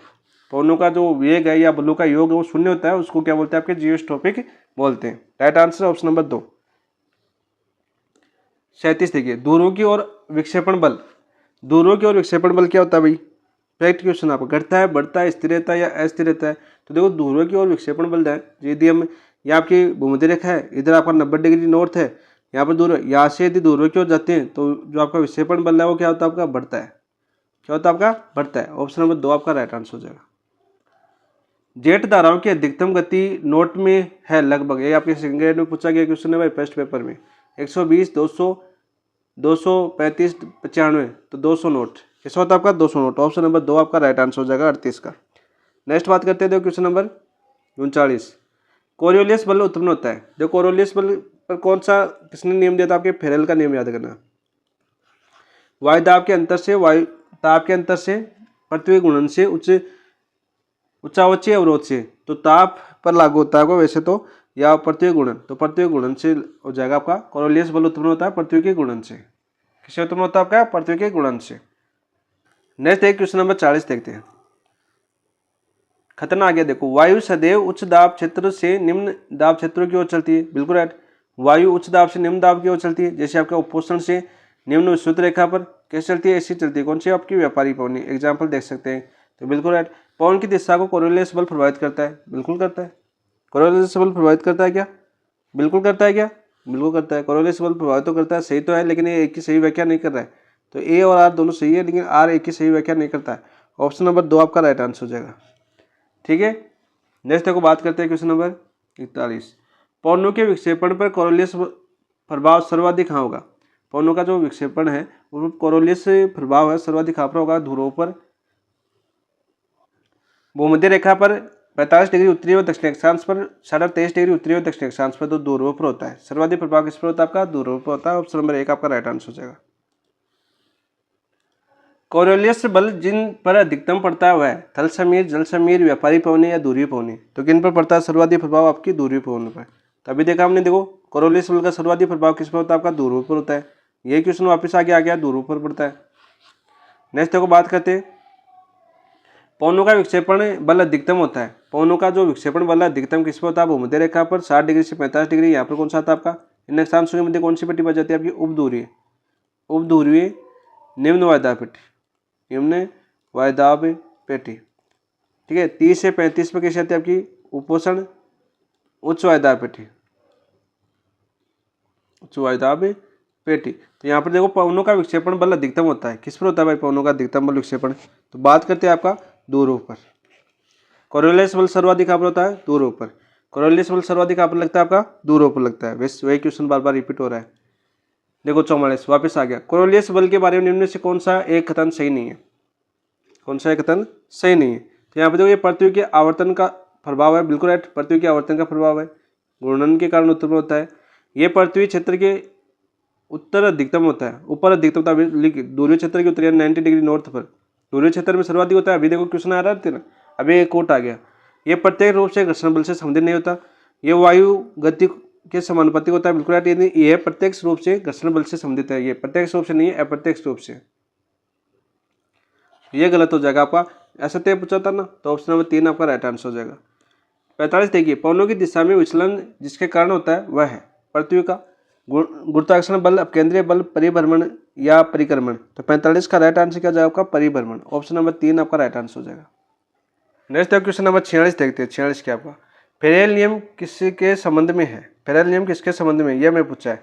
पर्वतों के दोनों पार्श्वों का दबांतर, तट के आर पार ताप प्रवणताएं, समुद्र में कौषण धाराओं की प्रवाह दर, गोलार्ध में पवनों के वेग की दिशा। तो फेरेल का नियम किनके मध्य लगता है भाई? 46 का राइट आंसर देखो, यह आपका गोलार्धों के पवन के वेग की दिशा पर। ठीक है,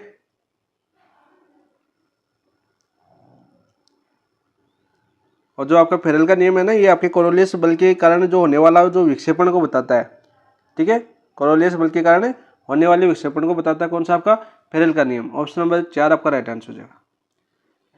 उत्तरी गोलार्ध में खड़े हुए प्रेक्षक के जिसका पृष्ठ भाग वात की ओर है, बाई ओर कम दाब और दाईं ओर अधिक दाब होता है। बाई ओर कम दाब और दाईं ओर अधिक दाब होता है। यह निम्नलिखित में से किस एक के अनुसार है? वर्ग रोन फाइंडेंसनेन सिद्धांत, बाइज बेल्ट नियम, ये याद होना चाहिए आपको, वोकर परिसंचरण या स्टोक नियम। तो 47 का राइट आंसर क्या हो जाएगा आपका? बाइज बेल्ट नियम, बाइज बेल्ट नियम। नेक्स्ट देखो, बात करते हैं क्वेश्चन नंबर 48। इसकी बात करते हैं हम क्वेश्चन नंबर 48।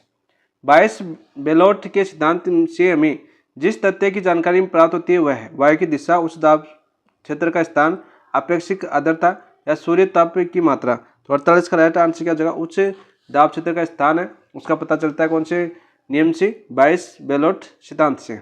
ऑप्शन नंबर 2 आपका राइट आंसर। देखो फैक्ट क्वेश्चन है सभी। नीचे 2 कथन दिए गए, एक को अभिकथन, दूसरे को कारण के रूप में दिया गया है। नीचे के कूट में से सही उत्तर का चयन कीजिए। यहाँ पर देखो, व्यापारी पवनी प्रमुखतया पूर्वा, ये व्यापारी पवनी पूर्णतया पूर्वा हवाई होती है। देखो व्यापारिक पवनों क्या बोलते हैं, पूर्वा हवाई बोलते हैं, यानी आपकी दक्षिणी पूर्व से चलती है और उत्तरी गोलार्ध में उत्तरी पूर्व दिशा में चलती है और दक्षिणी गोलार्ध में आपकी दक्षिण पूर्व दिशा चलती है, इसलिए उनको क्या बोला जाता है, आपका पूर्वा हवा बोला जाता है। बिल्कुल राइट। पूर्वा हवा पश्चिम से पूर्व की ओर प्रवाहित होती है, नहीं, पश्चिम से पूर्व की ओर प्रवाहित नहीं होती आपकी। देखो उत्तर से पूर्व की ओर, उत्तर पूर्व से और दक्षिण पूर्व की ओर, यह होता है आपका सही क्रम। तो राइट आंसर ये गलत हो जाएगा, केवल एक सही है, तो ए सही है, आर गलत है, ऑप्शन नंबर 3 आपका राइट आंसर। 50 देखो, दक्षिणी गोलार्ध में पश्चिम पवनें जिस दिशा की ओर प्रवाहित होती है वह है, पश्चिम पवनें की बात कर रहे हैं। दक्षिण गोलार्ध में याद करना 40 डिग्री अक्षांश, 50 डिग्री अक्षांश और 60 डिग्री अक्षांश, इनका क्रम पूछा जाता है। ग्रस्ता चालीसा, प्रचंड देखो 40 डिग्री अक्षांश का पूछा जाता है एक तो, 50 डिग्री अक्षांश प्रचंड 50 या बैंकर 50, और ये 60 डिग्री 60 अक्षांश, सभी के नाम मैं पहले बता चुका हूँ तो दोबारा बताने की आवश्यकता नहीं है, तो ये याद रखना।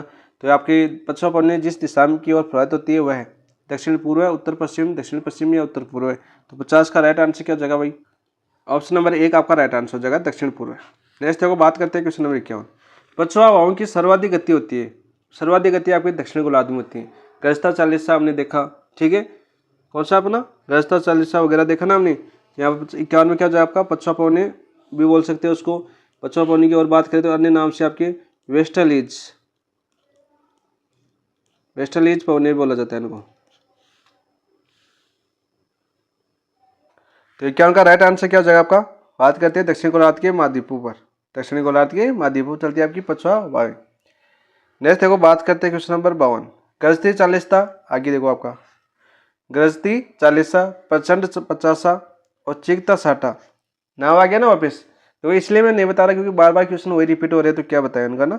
समुद्री तूफान, दक्षिणी गोलार्ध में पश्चिमी पवनें, उत्तरी गोलार्ध में पश्चिमी पवनें, प्रशांत महासागरीय धाराएं, ठीक है। तो राइट आंसर क्या हो जाएगा इसका, ऑप्शन नंबर 2 राइट आंसर हो जाएगा। दक्षिणी गोलार्ध में पश्चिमी पवनें आ सकता है, पछुआ पवनें आ सकता है यहाँ पर, इसके अलावा आपका वेस्टर्लीज पवनें भी आ सकता है, वेस्टर्लीज पवनें भी आ सकता है, ठीक है दोस्तों। तो राइट आंसर क्या हो जाएगा आपका, ऑप्शन नंबर 2 आपका राइट आंसर हो जाएगा।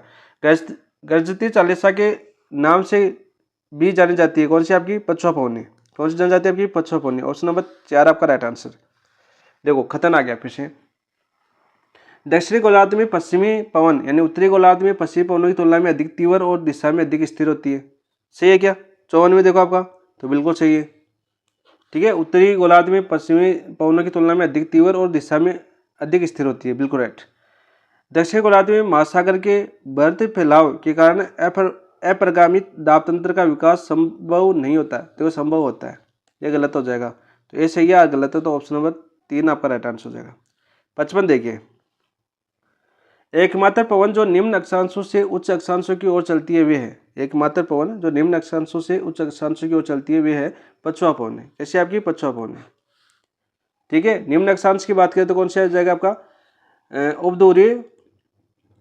उपदूरीय निम्न वायुदाब पेटी, याद है ना आपको, उपदूरीय निम्न वायुदाब पेटी यानी 60 डिग्री नॉर्थ से 60 डिग्री 65 डिग्री नॉर्थ, यहाँ से आपकी उच्च वायुदाब कौन सा जगह आपका उपोषण उच्च वायुदाब पेटी, उच्च वायुदाब पेटी, यानी हमने देखा था 30 डिग्री नॉर्थ से 35 डिग्री नॉर्थ, यानी 60 डिग्री नॉर्थ से और 35 डिग्री नॉर्थ के बीच में जो हवा बहती है उनको क्या बोलते हैं आपकी पछुआ पवन बोलते हैं। ये आपका दक्षिण गोलार्ध में लागू कर लेना, नॉर्थ एस लिख देता हूँ साथ साथ, ठीक है, ठीक है, दोनों तरफ क्या हो जाएगा पछुआ पवन, ऑप्शन नंबर 3 आपका 1 आपका राइट आंसर हो जाएगा 55 का।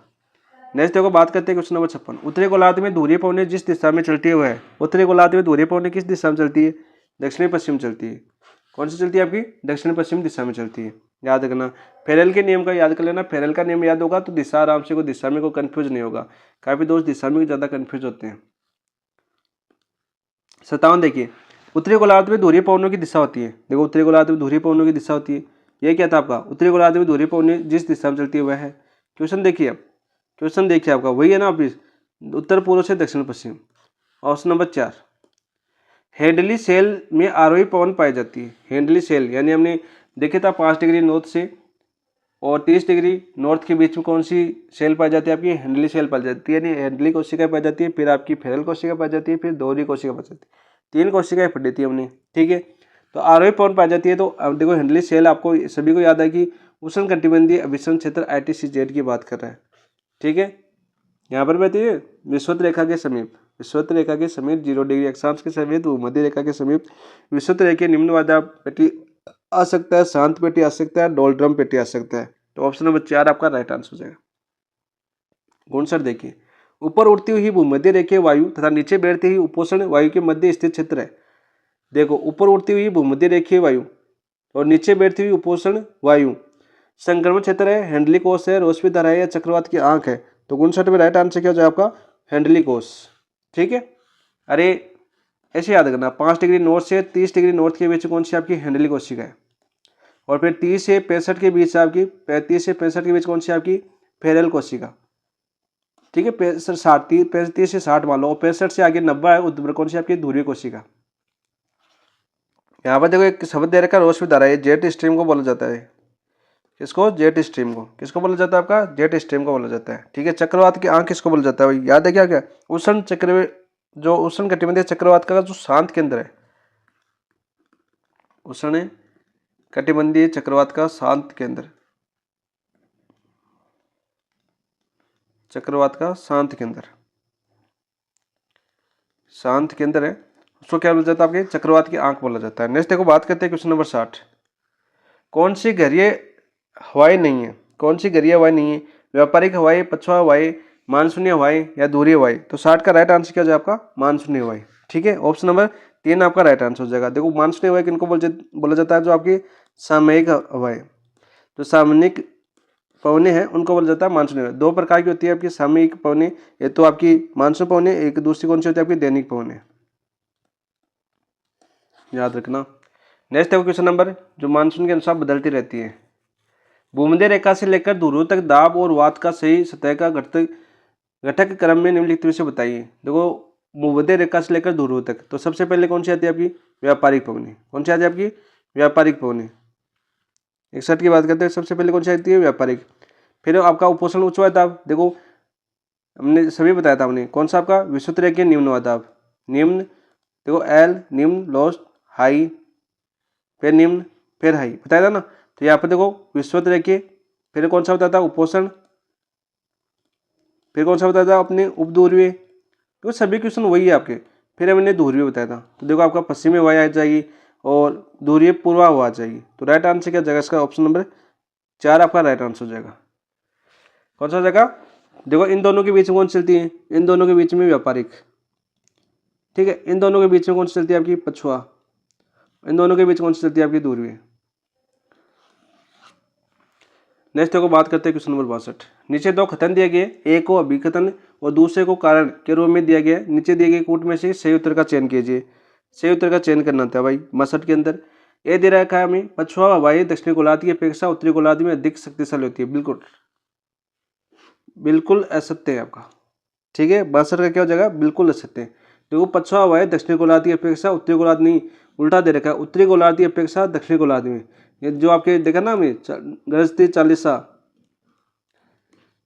गरजती चालीसा, भयंकर 50, भयंकर 50, चीखता साटा, चीखता साटा, ये सभी कौन सी में आती है आपकी? दक्षिणी गोलार्ध में आती है। कौन सी में आती है आपकी? दक्षिणी गोलार्ध में। तो पूर्णतः आपका गलत दे रखा है। कारण देखिए, उत्तरी गोलार्ध में दक्षिणी गोलार्ध की अपेक्षा अधिक स्थलीय क्षेत्र है। बिल्कुल राइट, स्थलीय क्षेत्र है, बिल्कुल राइट। राइट आंसर क्या जगह? ए असत्य और लेकिन आर सत्य है। 62 63 देखिए, निम्नलिखित कथनों पर विचार कीजिए। कथनी आएंगे आपके, गैरीय पवनें कोरोलिस बल से प्रभावित होती है। बिल्कुल होती है, गैरीय पवनें हैं वो कोरोलिस बल से प्रभावित होती है। बिल्कुल राइट। गैरीय पवनें किनको बोला जाता है? आपके व्यापारिक पवनों को बोला जाता है, व्यापारिक पवनें। स्थानीय पवनें सतत वेग से सतत दिशा होती है। स्थानीय पवनें कोई सतत वेग से सही दिशा में नहीं होती, दिशा परिवर्तित होती रहती है। स्थानीय पवनें, मानसून पवनें जानते हो आप? ठीक है, निरंतर एक दिशा में बहती है। उपरोक्त कथनों पर सही है तो केवल एक सही है, ऑप्शन नंबर 1 आपका राइट आंसर हो जाएगा। नेक्स्ट देखो, बात करते हैं क्वेश्चन नंबर, अरे मौसम स्थान के अनुसार बदलता रहता है। 64 देखिए, उस पवन का नाम बताइए जो मौसम के अनुसार अपनी दिशा बदलती है। मानसून, मौसम के अनुसार अपनी दिशा बदल देता है, मानसून है। ठीक है, ये आपकी देखो चिन्नूक आ गई, लू आ गई, मिस्ट्रल आ गई, अब हवाई आ गई अपनी स्थानीय। देखो, चिन्नूक मैंने क्या बताया, चिन्नूक आपकी कौन से माध्यम में चलती है वैसे बताओ? उत्तरी अमेरिका में। कौन सी में? आपकी उत्तरी यूएसए के अंदर। और किस पर्वत श्रेणी? आपकी रॉकी पर्वत श्रेणी। कैसे? आपकी रॉकी पर्वत श्रेणी, याद रखना। और कैसे आपकी चिन्नूक? चिन्नूक को देखो इसे हिमवक्षिणी भी बोलते हैं। क्या बोलते हैं इसको? हिम बख्शणी बोलते हैं। क्यों बोलते हैं हिम बख्शणी इसको? हिम बख्शणी इसलिए बोला जाता है कैसे पवन आपकी गर्म पवन है, कैसे आपकी गर्म पवन है, ठीक है, याद रखना है इसको। हिम बख्शणी किस को बोला जाता है? चिन्हुक, बार बार पूछा जाता है आपका। लू की बात करते हैं, देखो लू, लू किसे बोलते हैं? आपके जो आपके भारत थार के मरुस्थल में चलती है आपकी लू, अपने राजस्थान में चलती है ना, अरे राजस्थान याद कर लो यार, थार का मरुस्थल याद नहीं हो तो आपका थार मरुस्थल राजस्थान के अंदर चलती है, थार के मरुस्थल में। और कैसे आपकी गर्म और शुष्क हवा है, आपकी गर्म व शुष्क हवा, नमी पाई जाती है इस हवा के अंदर, ठीक है। मिस्ट्रल हमने देखी थी अपनी, मिस्ट्रल कैसे आपकी ठंडी हवा है, कैसी हवा आपकी ठंडी, अभी हमने देखी थी ना स्पेन और फ्रांस के बीच। नेक्स्ट बात करते हैं क्वेश्चन नंबर 65। निम्नलिखित में से कौन सा दैनिक पवन तंत्र है? दैनिक पवन तंत्र कौन सा है? तो यहाँ पर देखो मानसून तंत्र, स्थल तथा सागर समीर, तूर्य पवन या चिन्हुक पवन। तो हमने क्या पढ़ा? हमने स्थल और सागर समीर, यानी स्थल देखो दिन के समय अपनी स्थल से किधर आती है आपकी, समुद्र से स्थल की ओर हवा, और शाम को स्थल से समुद्र की ओर। तो ये कैसे आपकी दैनिक पवन है, हमेशा चलती रहती है। चिन्हुक हमने अभी पढ़ी है। चिन्हुक क्या पढ़ी हमने अभी? उत्तरी अमेरिका महाद्वीप में रॉकीज पर्वत श्रेणी के किनारे और हिम बख्शणी के नाम से जाना जाता है आपका, या स्नो इंटर के नाम से भी जाना जाता है इसको, स्नो इंटर के नाम से भी चिन्हों को। नेक्स्ट को बात करते हैं क्वेश्चन नंबर 66। इनमें से कौन सी एक गतिज विषुवत रेखा कैसे आपकी तापजन्य पेटी है? कैसे आपकी तापजन्य पेटी है? देखो दोबारा देख लीजिए, सभी रिपीट हो रहे हैं। उपोषण कैसे आपकी गतिज, और ये कैसे आपकी तापजन्य, ये क्वेश्चन वापस रिपीट हुआ है ना, ऑप्शन नंबर 2। नेक्स्ट को बात करते हैं 67। सूची फर्स्ट को सूची सेकंड से सम्मिलित कीजिए तथा नीचे दिए कोड को सही। सूची फर्स्ट दे रखी, सूची सेकंड। शांत मेखला, देखो मैंने हर्बर्ट को पकड़ लो सबसे पहले, डॉक्टर। तो देखो 4-2 में, 4-2 1 में है, तो राइट आंसर 3 हो जाएगा आपका। शांत मेखला विश्वत रेखियों को बोलते हैं, पचुआ, ठीक है। और विक्षेप बल है वो आपका जी कोरिलेस बल हो जाएगा। और हर्बर्टन होगी आपका गृहस्थी 40 से आपका पचुआ पौने को बोला जाता है। 68 देखते हैं, 68 क्या आपका? सियांग के तारिम बेसिन में प्रारंभिक बसंत ऋतु में तीव्र उष्मा धाराएं अनुभव की जाती है जिनसे असुविधा होती है। इस पवन का लोक प्रचलित नाम है। चलो भाई, बड़ा भयंकर क्वेश्चन पूछा है। सियांग के तारिम बेसिन में प्रारंभिक बसंत ऋतु में तीव्र उष्मा धाराएं अनुभव की जाती है जिनसे असुविधा होती है। इस पवन का नाम क्या है? कारा बुरान है, केटाबेटिक है, चिन्नुक है, या फोन है? तो 68 का राइट आंसर क्या हो जाएगा आपका? कारा बुरान। क्या है आपका? कारा बुरान राइट आंसर हो जाएगा। ऑप्शन नंबर 1 आपका राइट आंसर हो जाएगा, ठीक है। फोन की बात करें, बात करते हैं कारा बुरान, और ये सियांग कहाँ पर आपका? चीन के अंदर। कहाँ पर आपका? चीन के अंदर। और कैसी हवा है आपकी? गर्म हवा। फोन की बात करो तो ये आपका कौन से महाद्वीप में चलती है? आपकी यूरोप में। और पर्वत श्रेणी की बात करें तो आल्पस। कौन सी पर्वत श्रेणी? आल्पस। चिल्लुक हमने देख लिया, रॉकी। कौन सी? रॉकी। तो राइट आंसर हो जाएगा option number 1। Next question number 69। निम्नलिखित में से कौन सा सम्मिलित नहीं है? फोन आल्पस पर चलता है, देखो आल्पस पर्वत श्रेणी। मिस्ट्रल रोन गाठी देखा हमने, स्पेन से फ्रांस, स्पेन और फ्रांस के बीच, ठंडी है। फोन क्या आपकी? गर्म है। खमसीन मिशन और बोरा स्विट्जरलैंड। तो 69 में देखो गलत कौन सा हो जाएगा आपका? जो बोरा है वो स्विट्जरलैंड, बोरा स्विट्जरलैंड, ये गलत है आपका, ठीक है। बोरा की बात करें तो कौन से महासागर चलती है आपकी? जो सागर पे चलती है आपकी एड्रियाटिक सागर, एड्रियाटिक सागर। यह आपका क्या आ सकता है? आपका इटली। कौन सा जाएगा आपका? इटली, ठीक है, याद कर लेना आप। राइट आंसर असंगत कौन सा जगह? Option number 4। 70 देखो, जिन पवनों को डॉक्टर भी कहा जाता है आपका हर्बर्टन। किन पवनों को कहा जाता है? हर्बर्टन। ऑप्शन नंबर 1 आपका 3 आपका राइट आंसर हो जाएगा। 71 निम्नलिखित में से युग्म सम्मिलित नहीं है। देखो चिन्हुक हमने रॉकीज में देखी आपकी उत्तरी अमेरिका में। फोन हमने अल्पस में देखी आपने कहाँ पर? यूरोप में।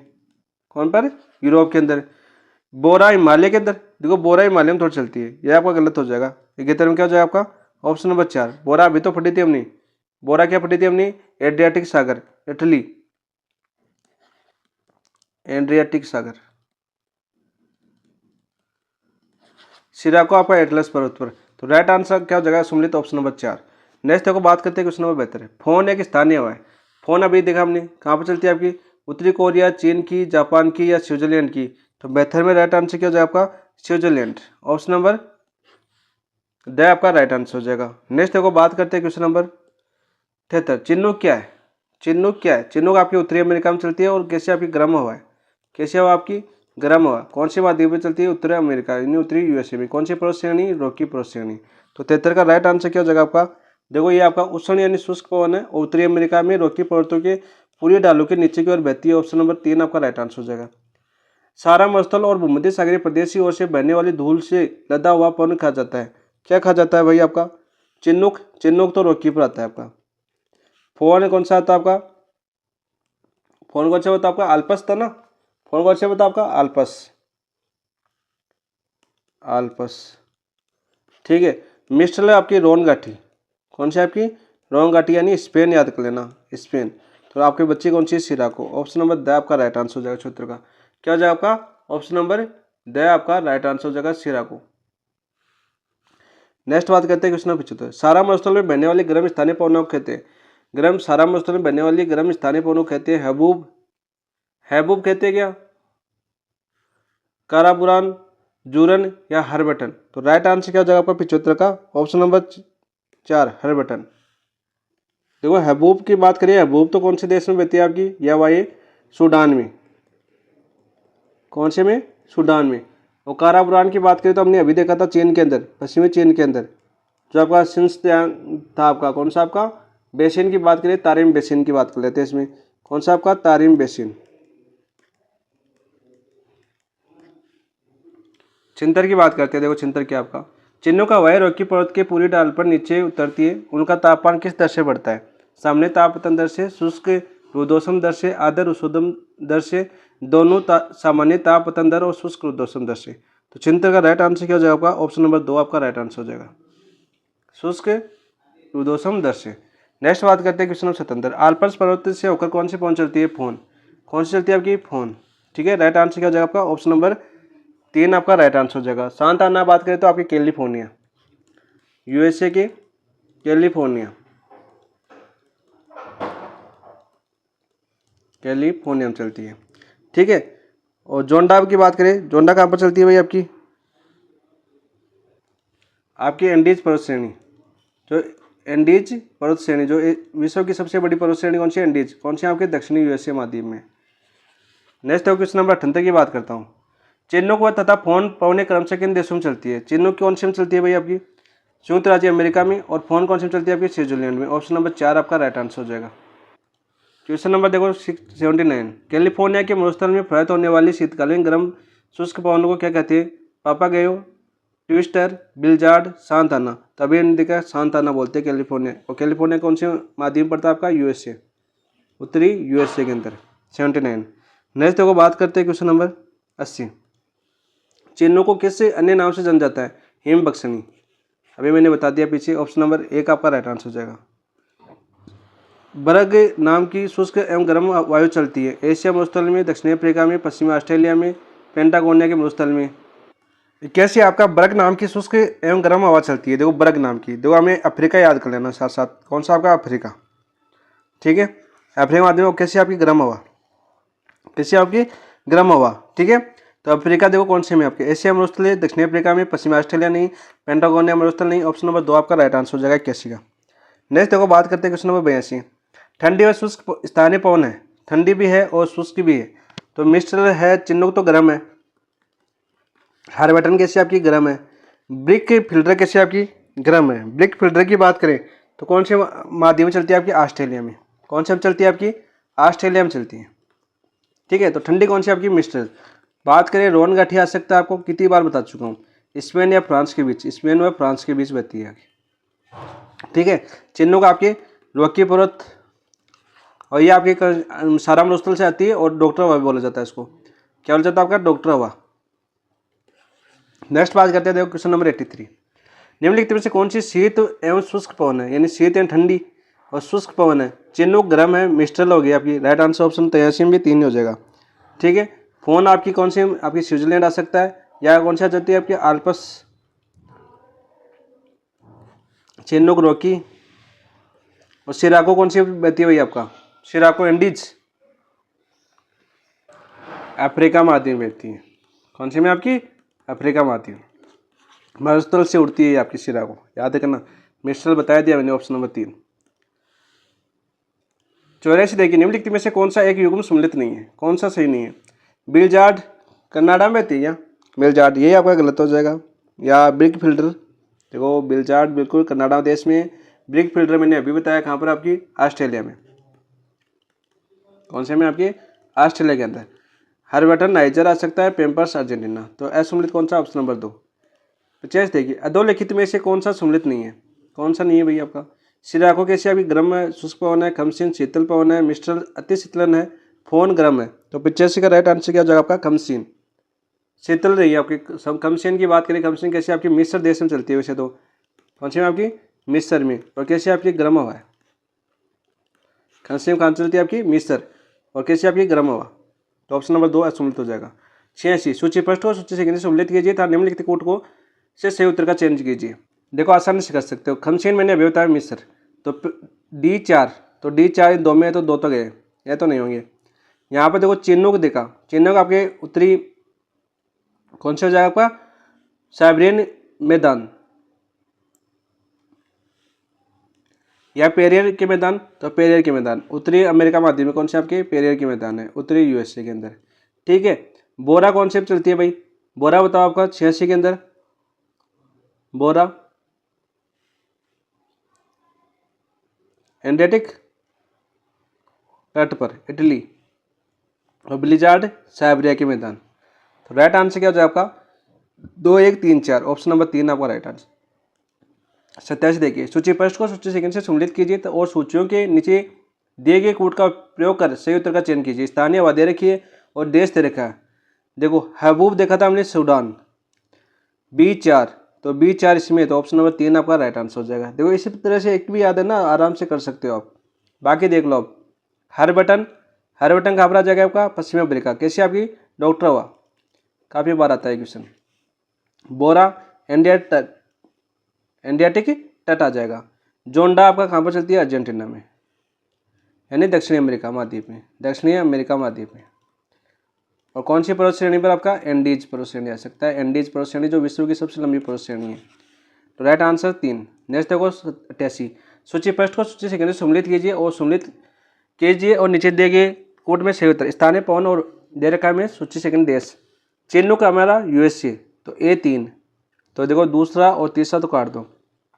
मिस्ट्रल हमने स्पेन देखी 4, C4, तो C4 किसमें आपका, इसमें 2 है, तो ऑप्शन नंबर 1 आपका राइट आंसर हो जाएगा। 88 क्या जाएगा आपका, ऑप्शन नंबर 1 आपका राइट आंसर हो जाएगा। ठीक है, बाकी देख लो आपका नॉर्वेस्टर न्यूजीलैंड, फोन आपका स्विट्जरलैंड। नेक्स्ट बात करते हैं क्वेश्चन नंबर 89, सूची फर्स्ट को सूची सेकंड से के साथ सम्मिलित कीजिए तथा सूचियों को नीचे दिए कोड की सहायता से सही उत्तर का चयन कीजिए। हवाई दे रखी है, देश दे रखा है, तो चिन्हुक संयुक्त राज्य अमेरिका 1 ऑप्शन नंबर 3 आपका राइट। सिराको अफ्रीका, अफ्रीका की सारा मरुस्थल से उठकर आती है। ब्रिक फिल्टर कहाँ पर चलती है आपके, ऑस्ट्रेलिया में। मिस्टर आपकी ठंडी हवा यूरोप, स्पेन और फ्रांस के बीच। ठीक है, ऑप्शन नंबर 3 आपका राइट। 90 देखिए, सूची फर्स्ट को सूची सेकंड के साथ सम्मिलित कीजिए तथा सूचियों को नीचे दिए कोड की सहायता से सही उत्तर का चयन कीजिए। देखो सभी याद होने चाहिए आपको, सूची फर्स्ट सूची सेकंड। देखो यहाँ पर जोंडा देखा, जोंडा अर्जेंटीना में पढ़ा था, एक तो हमने पढ़ाया था अभी, जोंडा अर्जेंटीना। तो B1 में, तो B1 इसमें तो 3 और 1 तो काट दो, बचे 2 ऑप्शन। कितने बचे आपके, 2 ऑप्शन बचे।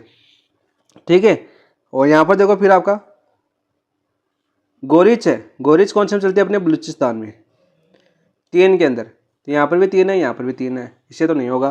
फिर आपके देखो काराबुरान की बात करूँ, इसके में काराबुरान की बात करूँ तो काराबुरान कहाँ पर चलता है भाई आपका, तारिम बेसिन में। अरे चीन के अंदर, अभी तो हमने पढ़ी है चीन में, अभी पीछे के क्वेश्चन मैंने बताया था तारिम बेसिन। अभी चियांग ऐसा नाम आया था आपका क्वेश्चन पहला, वो इसमें भी आपकी काराबुरान थी, ये हमने पढ़ी थी 4। तो यहाँ देखो C4 में, तो C4 में एक ही था, ऐसे भी कर सकते थे हम, इसे पकड़ सकते हैं, लेने में वो ले लिया। और आपका देखो पंपेरो पंपास, तो ऑप्शन नंबर B आपका राइट आंसर हो जाएगा।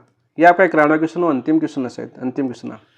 निम्नलिखित कथनों पर विचार कीजिए। तो मिस्ट्रल उत्तरी अमेरिका में बहने वाली शीत पवन है, तो मिस्ट्रल उत्तरी अमेरिका में नहीं बहती, यूरोप में बहती है सबसे पहले तो पहला तो क्या हो जाएगा आपका, गलत हो जाएगा। सिराको उत्तरी अफ्रीका के तट पर बहने वाली उष्ण शुष्क पवन है, बिल्कुल राइट। सिराको आपके अफ्रीका में बहने वाली गर्म हवा है, तो बिल्कुल राइट सिराको। तो कदम कौन सा सही है, तो केवल 2 सही है, तो ऑप्शन नंबर 2 राइट आंसर हो जाएगा।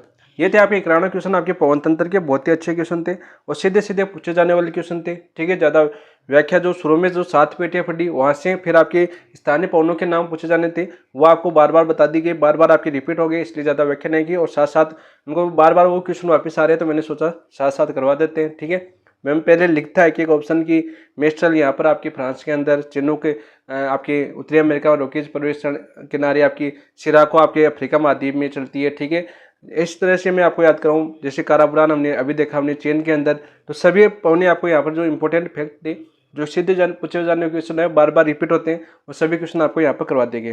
क्लास कैसी लगी कमेंट में जरूर बताना। ठीक है दोस्तों, और आज थोड़ी सी मुझे ऐसा लग रहा है, थोड़ी सी मेरी भी डाउन थी तबीयत, और देखते हैं कैसी बनी है, फिर भी बताना आप कमेंट के अंदर जरूर करना। और मैंने भी थोड़ा फास्ट करने की कोशिश की है, वरना थोड़ा सा लंबी हो जाती है क्लास पे, क्योंकि 91 क्वेश्चन करने में और व्याख्या करने में फिर कम से कम 1.5 घंटा या 2 घंटे की समथिंग जाती है। ठीक है दोस्तों, इसलिए थोड़ा स्पीड में पढ़ाने की कोशिश की गई है, ताकि आपका टॉपिक कम जल्दी हो, क्योंकि अभी आपकी एग्जाम पास में आ चुकी है, ज़्यादा दिन नहीं बचे हैं, इसलिए जल्दी जल्दी रिविजन होना बहुत ज़रूरी है। ठीक है दोस्तों, इसके साथ इस क्लास समाप्त करते हैं। थैंक यू, धन्यवाद।